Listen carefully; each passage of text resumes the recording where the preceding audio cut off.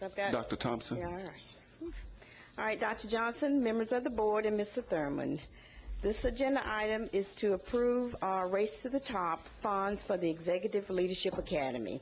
Just to give you an overview of the Executive Leadership Academy, this academy was started under the former superintendent to support District Goal Number 2 at that time, which stated excellence in education and personnel.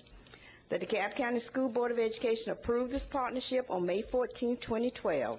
The academy was designed to prepare potential district leaders for local and district level positions as opportunities were made available. Additionally, some of the participants would identify dissertation topics designed to study the effectiveness of the district's initiative. The candidates were recruited through an informational document sent to all employees via newsflash. The document invited interested candidates to an informational session, and it also provided the selection criteria and the 6 preferred candidates' characteristics. The selection process for the academy involved the submission of an application through Mercer website, the screening of applications using rubrics, the identification of candidates to interview, the interview process using a rubric, the review of the Georgia graduate exam scores, a writing exercise, and the acceptance into Mercer Graduate School. There were set requirements that each candidate had to meet. A consistent and fair selection process was ensured by sharing the information about the academy with everyone in the district. This offered every employee an opportunity to attend an informational session and submit an application if they met the qualifications. After the Board of Education approval on May 14, 2012, the 3-year-long academy began in the fall of 2012 as a partnership between the district and Mercer University, and it is scheduled to end the summer of 2015. After obtaining final approval from the Georgia Board of Education for the use of funds, an MOU was signed on the 10th day of July 2013 between the district and Mercer in order to establish a partnership to facilitate the Executive Leadership Academy. The district and Mercer University partnered to deliver educational leadership courses in P-12 school leadership for a cohort of 8 administrators. The academy was funded through Race to the Top funds, therefore no impact to the local budget. The requested action is, it is requested that the Board of Education approve the continuous use of Race to the Top funds in the amount of $118,616 for the remaining 2013-14 session of the Executive Leadership Academy. And just please be aware, this is the 2nd year of the implementation for this academy. Thank you, Dr. Thompson. Is there any discussion? Yes. Mr. Mayfield? So I'm assuming that first of all, we've got about 3 questions. That this is a part of the, I think there was about $300,000 that was approved last year for this program. Is this incremental to that? Yes, I don't think the $300,000 was all for the executive leadership. I think that was $135,000 out of that last year or something. But this is incremental. Yes, right. It is. And my first question has to do with how this fits into our strategy for using Race to the Top dollars. There are, 5 categories of focus areas. Mm-hmm. And the only one that I'm guessing that this might fit in, well, I don't want to put words in your mouth. Mm-hmm. Which focus area are we expecting this to address in Race to the Top? Dr. Boza, could you address that, the focus area that this was, because Dr. Boza did all the legwork for this academy last year. And before Dr. Boza speaks, I'm sorry, Mr. Thurmond. We want to reemphasize that this was an initiative of the previous superintendent. It was. And you all can share what her vision was as it relates to this program, and whether or not it's still aligned with current vision. Absolutely. Okay. Dr. Boza. Thank you, Mr. Thurmond. The vision of our previous superintendent was to address goal number 2 under the Education and Excellence Plan, which was to really look at leadership development in the district and to really build a very strong succession plan for leaders currently in the district and future leaders who aspire to leadership positions. Okay.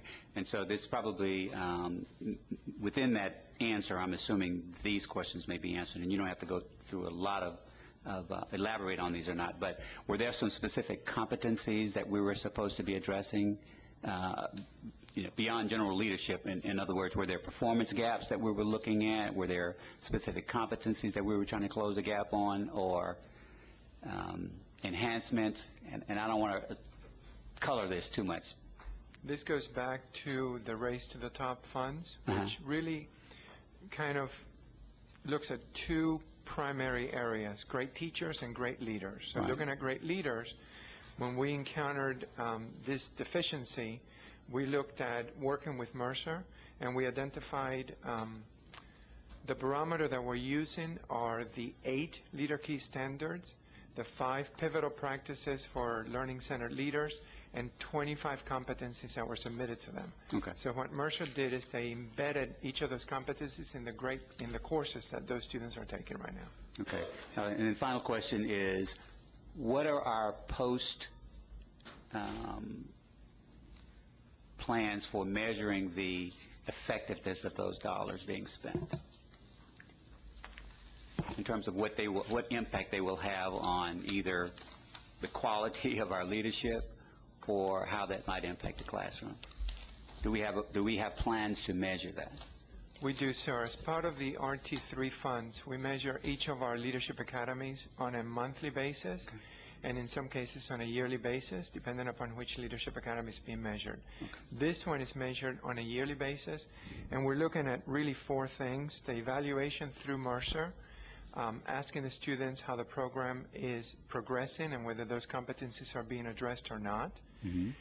The tracking of participants who have been promoted into local and district level positions, and we've had one that has already been promoted this year. 1 of 8? One candidate. He used to be an assistant principal. He's now one of our principals. We also use in the Leader Keys performance standards and the central office evaluation instrument to determine how many of these participants are scoring the proficient and an exemplary range. And then the last one is we wanted to make sure that the coursework and the research that they're conducting through Mercer relates back to our school needs, our district priorities, and especially now that the district is getting ready to engage in a pretty comprehensive strategic plan. Okay. And so when we, final question, I guess, in response to the last answer, do we expect to have those measures after this year, or are they done annually? We expect to have those measures after the 3rd year. Okay. Okay. But we are tracking them annually as well. Thank you. Mr. McMahon. Thank you, Chairman. Dr. Thompson, when this was originally approved last year, Yes. for a total expense, it was a 3-year budget, I think it was, and you've done a great job of breaking this down year by year for us. I see the last year payment is $99,680, and y'all are requesting, or the district's requesting, $118,616 for this year. Is that correct? No, I don't see the 99 where you, I see the 118,616. So 118,616 on the back of is the page 1. On the back of page 1. Okay. Page 2. That was what? It's been deleted. Okay, that was, I'm sorry, that was supposed to have been deleted out of there. Yes, I'm sorry, Mr. McMahon. Thank you for that correction. Yes, I'm sorry. Are we in budget, is what I'm trying to get at, from what was originally approved last year? We're going to stay within that. I think the number was like 385, 375, something like that. So are we within our allocated budget for that? Yes, yes we are. I appreciate that. Is there, so this is the program, I do support our retention of highly trained professional development. Is there any, since we use the word guarantees, are there any guarantees that these employees, once they complete their PhDs, will stay actively employed within our school district? Well, once they complete, we're not even saying PhD. Let's say they go for 3 years and they have not received their doctorate and they're no longer in the program. They have to stay with the district for an additional 3 years. Or if it's 1 year, they have to stay with the district for an additional 1 year. And I think that's in the agreement. Am I correct, Dr. Boza? That is correct. Yes. Thank you very much. I appreciate it. So there's a retention. If you sign up for the program, you're agreeing to commit to go through it, and you'll, based on your service within the educational degree program, that dictates how long you'll be retained or committed to working here. Yes. That is correct. That is correct. Dr. Carter? Fantastic. Thank you. Dr. Thompson, thank you so much for going back through those numbers and Yes. providing us with the backstop. I only have one question. Should we determine that we don't find this to be the best use of the Race to the Top funds, how might this $118,000 be redistributed to meet the goals of the program? Well, if the board decides not to go in this direction, of course, that will stop all payments to Mercer University. And then, you know, the participants would have to decide whether they want to continue this on their own. Then we would meet with Dr. Beasley and to decide where we're going to put this $118,000. We can definitely find a place for it, but we will meet with Dr. Beasley to find out where this $118,000 would go in the Race to the Top funds. Dr. Marley? Dr. Thompson, did you say this is the second year of the two-year program? Yeah, it's a three-year program. This is the second year of the three-year program? Yes, ma'am. Okay.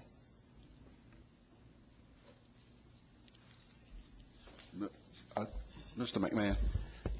Dr. Boza, if you can answer this for me. For whatever reason, retention, they go through 3 years, they're supposed to work 3 years. Any consequence if the employee were to, for whatever reason, leave the district?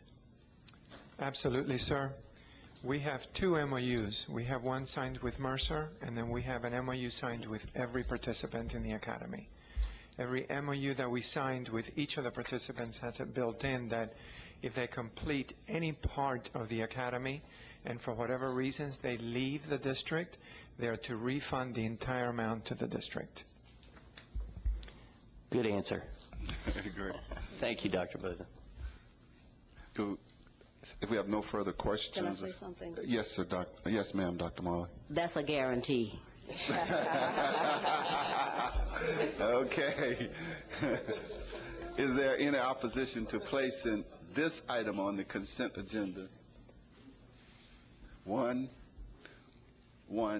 so it will be placed on the consent agenda. I'm sorry. 2? Wait a minute, I didn't see the hands. I'm sorry. Okay, 1, 2, 3.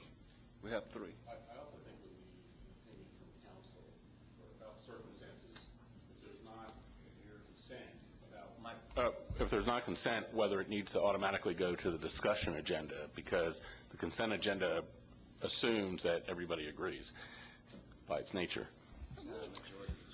Right. Yeah, I think that's right. I think I would, for any item that's not 9-0 or whatever, not a unanimous for however many board members are here, then you ought to leave it on the discussion agenda, and so that there can be a formal vote tonight. Okay. So it will be on the, it will not be on the consent agenda, but it will be on the discussion agenda tonight. Thank you, Mr. Orson.